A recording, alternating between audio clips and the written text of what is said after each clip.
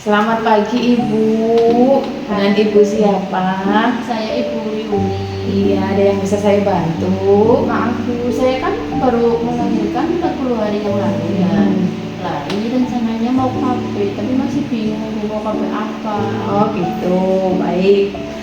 Pertama-tama perkenalkan dulu ya Bu ya. Saya Bidan Rina, saya bidan yang berjaga pada pagi hari ini.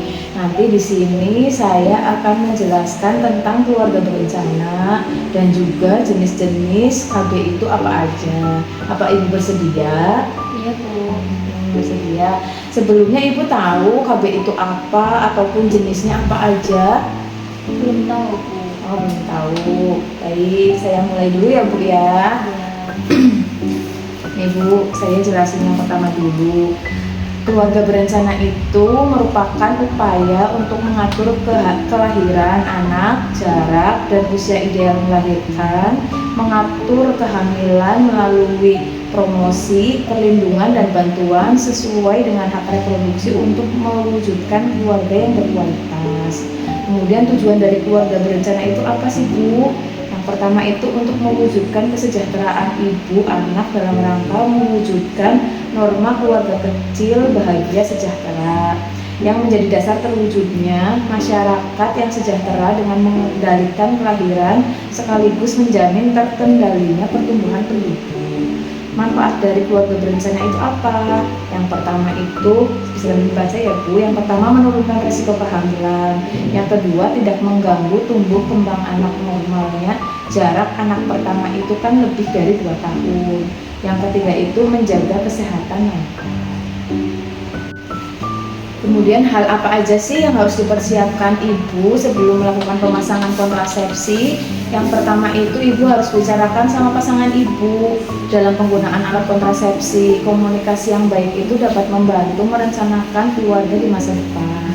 Terus membuat persetujuan antar pasangan, ibunya janjian maksudnya gimana ini jenis KB-nya apa itu bicarakan sama suami. Terus memberikan informasi yang akurat tentang kesehatan ibu. Misalnya saya tanya-tanya ibu punya riwayat apa penyakit apa, ibu jawab seadanya apa adanya. Terus yang selanjutnya menentukan alat kontrasepsi yang dibutuhkan atau diinginkan. Apakah ibu ingin punya anak lagi setelah persalinan di kehamilan ini? Iya Bu. Pengen punya anak lagi ya. Terus kapan ibu pengen anak lagi setelah melahirkan ini? Belum tahu ya Bu. Oh belum tahu. Ya saya akan jelaskan ya Bu. Waktu dan jarak kehamilan yang sehat itu untuk dapat hamil lagi itu setelah melahirkan setidaknya menunggu 2 tahun sebelum mencoba hamil lagi. Terus setelah keguguran, apabila maksudnya ibu keguguran gitu, ibu dapat menunda kehamilan bila tidak ingin segera hamil kembali. Terus kehamilan sebaiknya dimulai pada usia 20 tahun.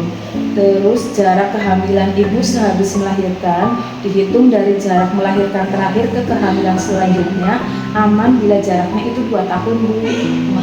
Terus menjarakkan kehamilan lebih bagus untuk kesehatan ibu dan bayi, serta orang tua memiliki cukup waktu untuk memberikan perhatian kepada bayinya.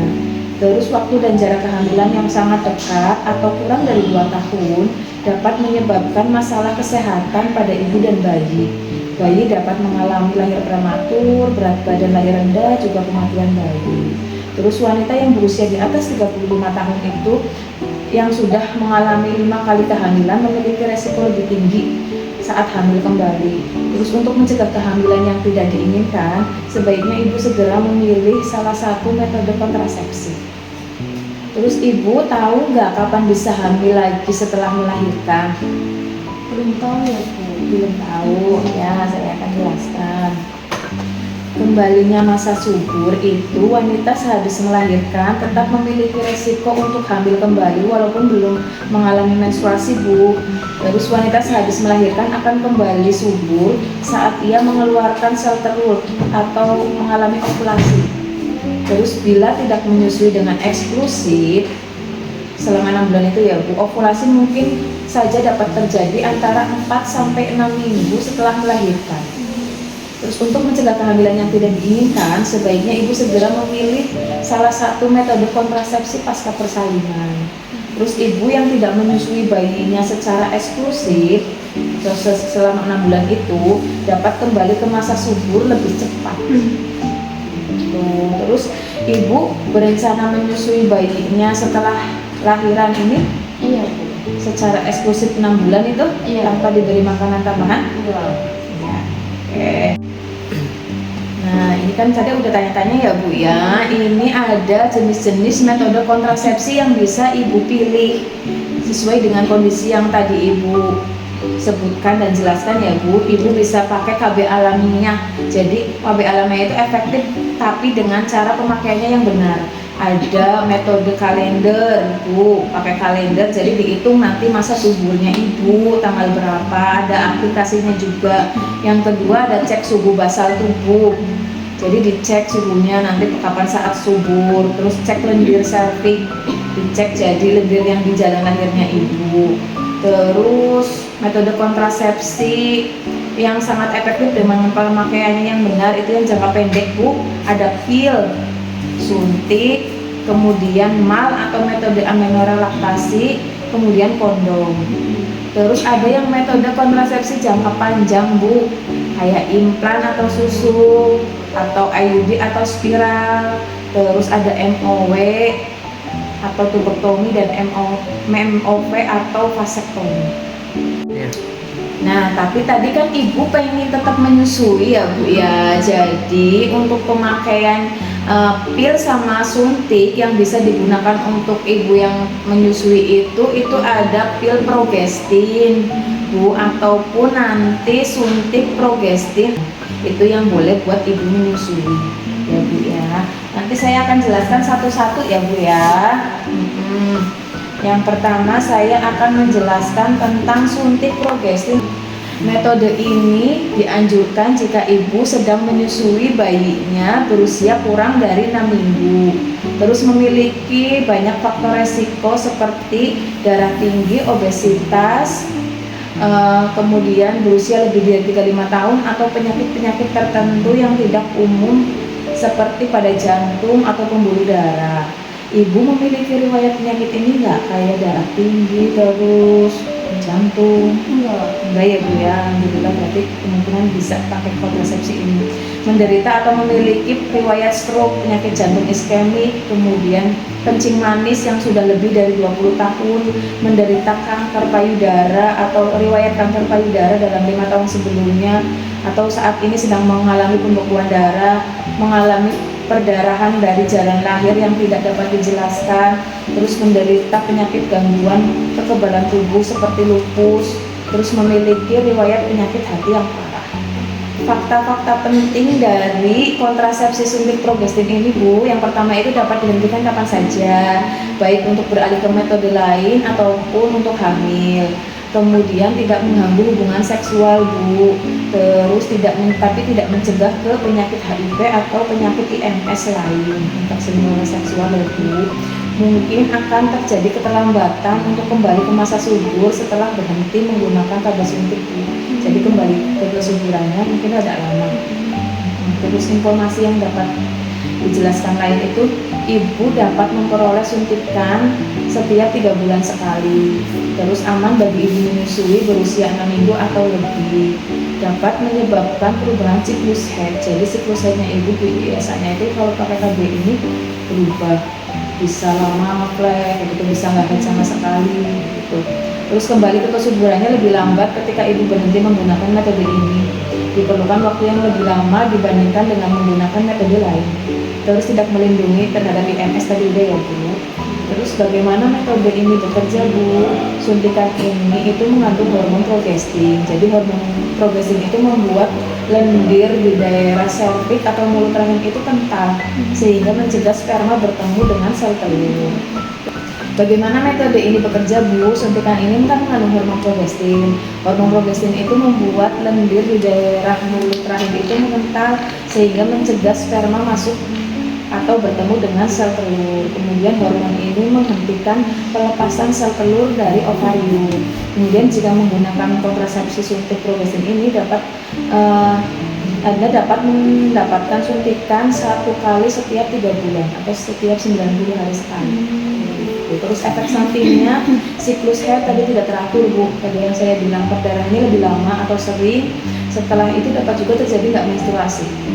Ya, terus beberapa ibu mengalami kenaikan berat badan, sakit kepala, pusing, efek samping lain. Ini bukan tanda adanya penyakit ya Bu. Ini juga dirasakan pada beberapa ibu, bukan semuanya dipukul rata efek sampingnya ini. Terus tidak semua ibu juga mengalami ini.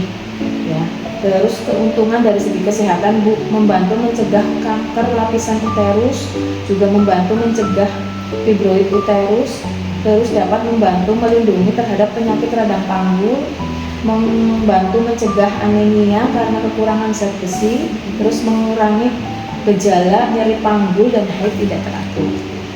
Terus cara penggunaannya Ibu perlu mendatangi petugas kesehatan setiap kali mau suntik, mendapatkan suntikan setiap 3 bulan.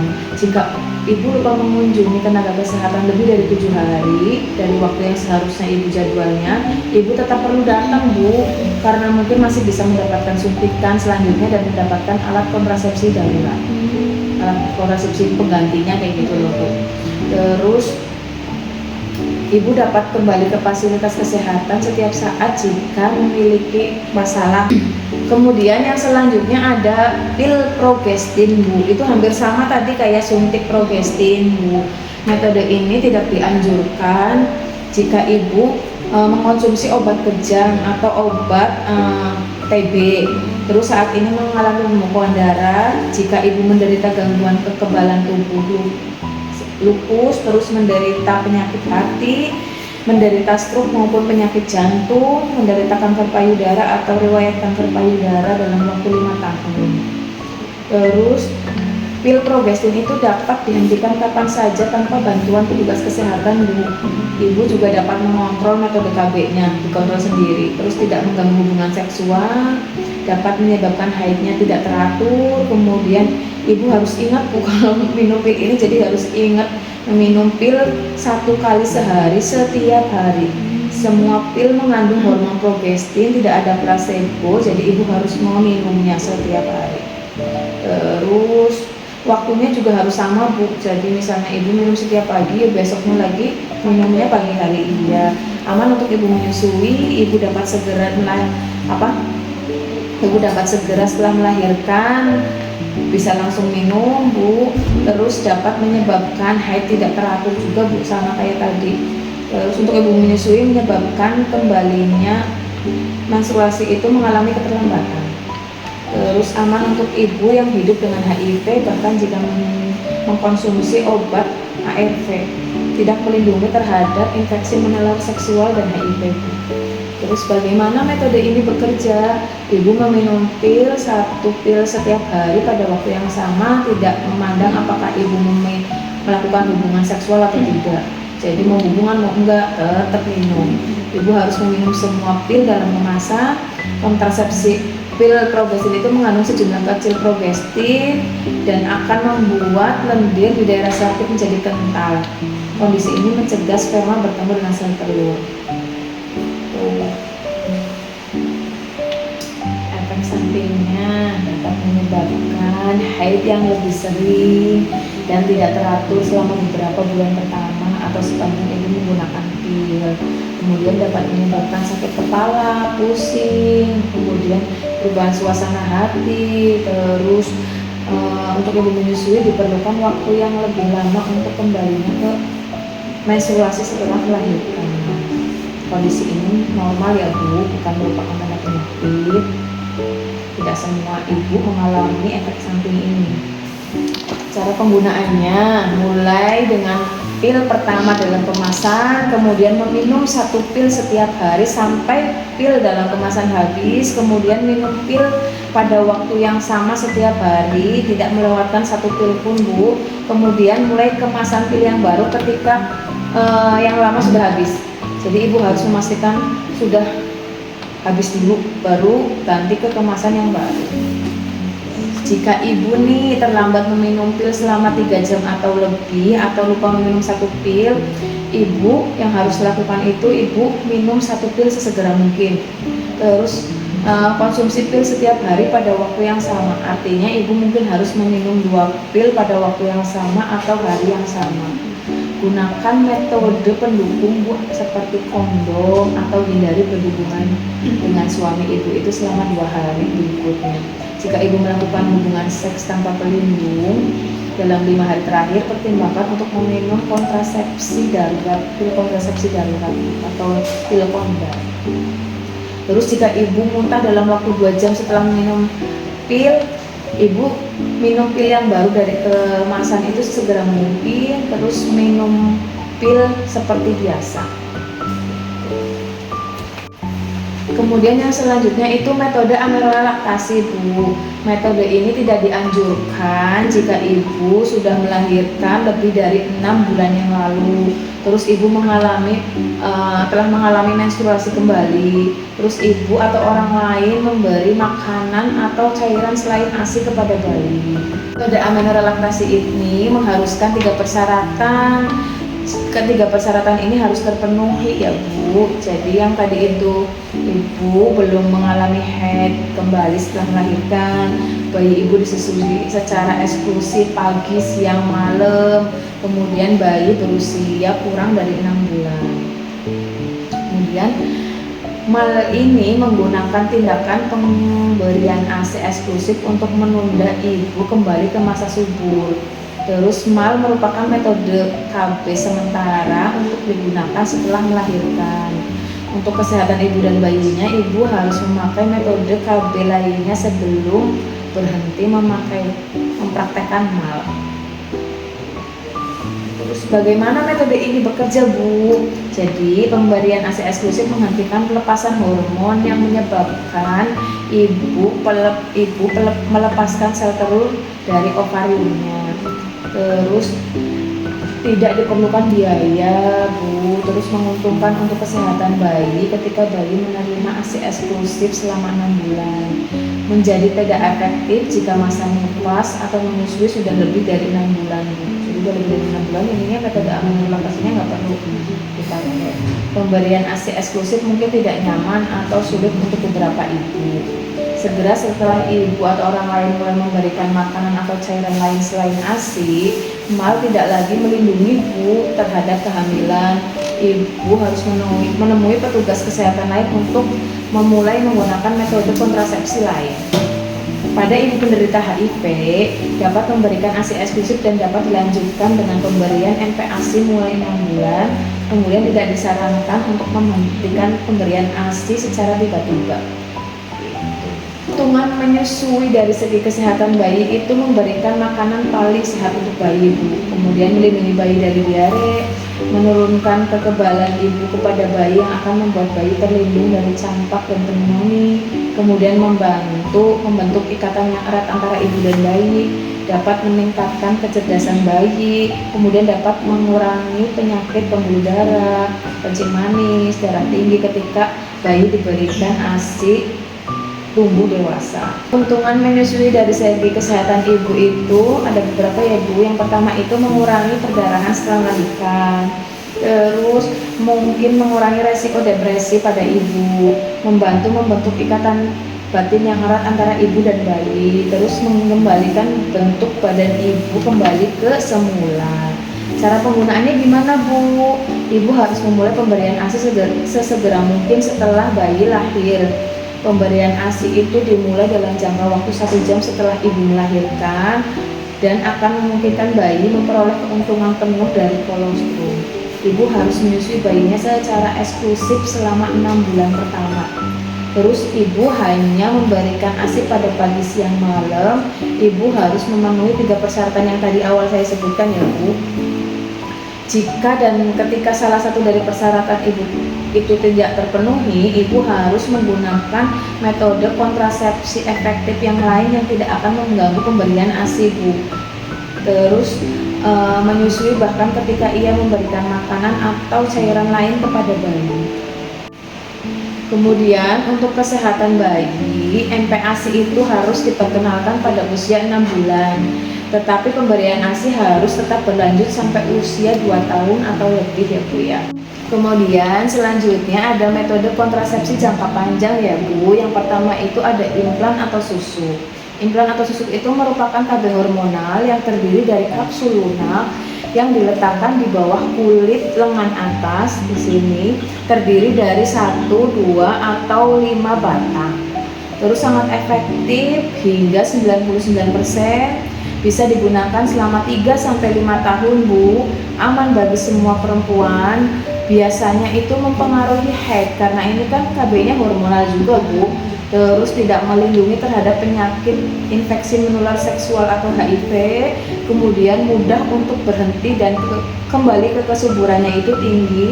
Waktu pemasangannya itu kapan saja selama yakin ibu tidak sedang hamil dan tidak ada kondisi medis yang menghambat. Nah, kemudian yang tidak bisa memakai implan siapa saja sih Bu? Yang pertama itu yang mungkin hamil, kemudian memiliki gangguan kesehatan yang serius seperti jantung, kanker payudara yang lebih dari 5 tahun, sirosis atau tumor hati yang berat.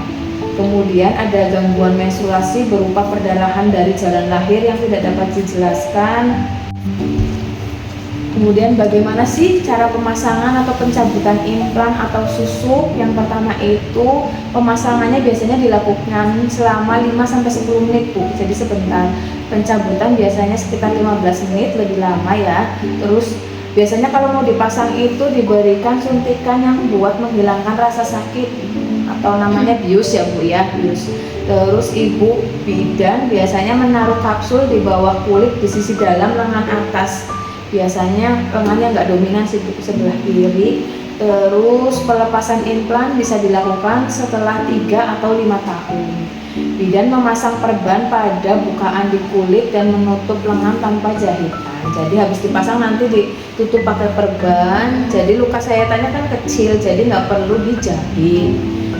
Terus temui bidan jika ibu itu 3 minggu setelah dipasang itu sakit kepala, kemudian kulit atau matanya kuning, haidnya lebih lama dan banyak, atau mungkin ibu hamil memasang implan tapi kok curiga hamil, itu boleh periksa ke bidan. Terus infeksi pada area pemasangan, ada bengkak, merah kayak gitu, segera periksa.